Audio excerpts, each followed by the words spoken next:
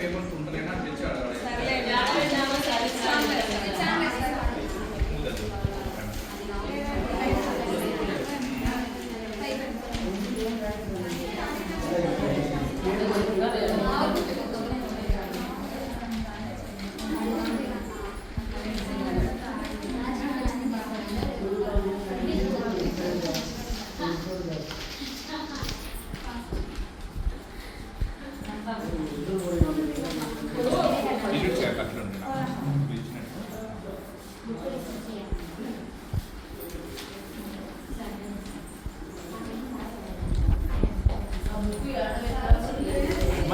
చినిగిపోయినా కానీ తెచ్చేయండి.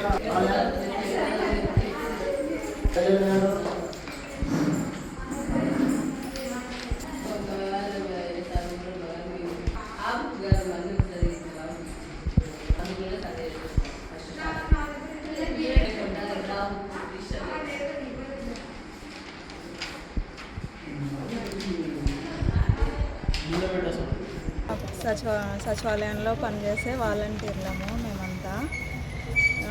టీడీపీ వాళ్ళు పెన్షన్లు ఇవ్వకుండా అడ్డుపడుతున్నారు, మీరు లేడీస్ని మాయం చేస్తున్నారు, కనిపించకుండా చేస్తున్నారు అని టీడీపీ వాళ్ళందరూ మమ్మల్ని బాధ పెట్టడం మాకు చాలా బాధ కలిగించింది. వాళ్ళు ఎన్ని మాటలన్నీ కూడా మేమేం బాధపడలేదు, కానీ ఈ పెన్షన్ పంచే దాంట్లో కూడా మా మీద ఇంత కక్షపూరితంగా ఉంటారని ఆ విషయంకి మేము చాలా బాధపడినాము. మేము కూడా వాలంటీర్లలో మేము కూడా లేడీస్ ఉన్నాము. మేము లేడీస్గా ఉండి ఇంకొక లేడీస్ని మేము ఎందుకు మాయం చేస్తామనేది మాకు చాలా బాధ కలిగించింది. తర్వాత పెన్షన్ ఇచ్చేటప్పుడు కూడా మేము పొద్దున్నే తెల్లవారుజామున చీకట్లోనే 5కు 6కు పనులకు పోతారని చెప్పి మేము నిద్రపోకుండా వాళ్ళ కోసం వెయిట్ చేసి పెన్షన్ లేటు కాకూడదని పంచిన రోజులు కూడా ఉన్నాయి. కరోనా టైంలో కూడా మేము అస్సలు బయటికి ఎవరే కానీ రాకపోతే మేమే అంగళ్ళకు పోయి వాళ్ళకు తెచ్చిచ్చిన రోజులు కూడా ఉన్నాయి.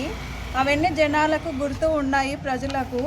కానీ వాళ్ళు ప్రతిసారి మేము జగన్ నుంచి వచ్చినామని చెప్పి మా మీద ఇంత కక్ష కట్టుకొని చేస్తున్నారు ప్రతిపక్షం వాళ్ళు. అందుకోసం అని చెప్పి మేము జగన్ నుంచి వచ్చినాం కాబట్టి మేము రిజైన్ చేసి వాలంటీర్లకు ప్రజలకు జగన్ గెలిపించుకునేలాగానే తిరుగుతామని మేము రాజీనామా చేయడానికి వచ్చినాం. లోనే మాకు ఉద్యోగం దొరికింది, చిన్న జీతమైనా కూడా అనే ఉద్దేశంతో మేము సంతోషంగా చేస్తున్నాము ఆ జాబు.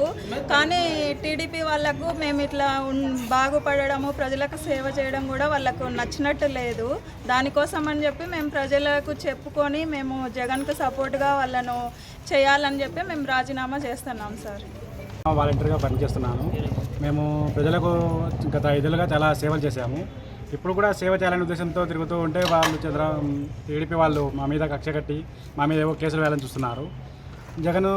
జగన్ గారు మాకు ఎన్నో సేవలు అందించారు ప్రజలకి. ఆ సేవలు తెలియజేయాలని వెళ్తుంటే మేము మీద ఆ కేసులు వేస్తాము, ఈ కేసులు వేస్తాము, మమ్మల్ని కొట్టడానికి కూడా ప్రయత్నిస్తున్నట్టు మాకు అనిపిస్తుంది. అందుకే మేము ఈ రాజీనామా చేసి జగన్ గారి యొక్క పాలనను ప్రజలకు తెలియాలని ఉద్దేశంతో ఇప్పుడు వచ్చేసాం.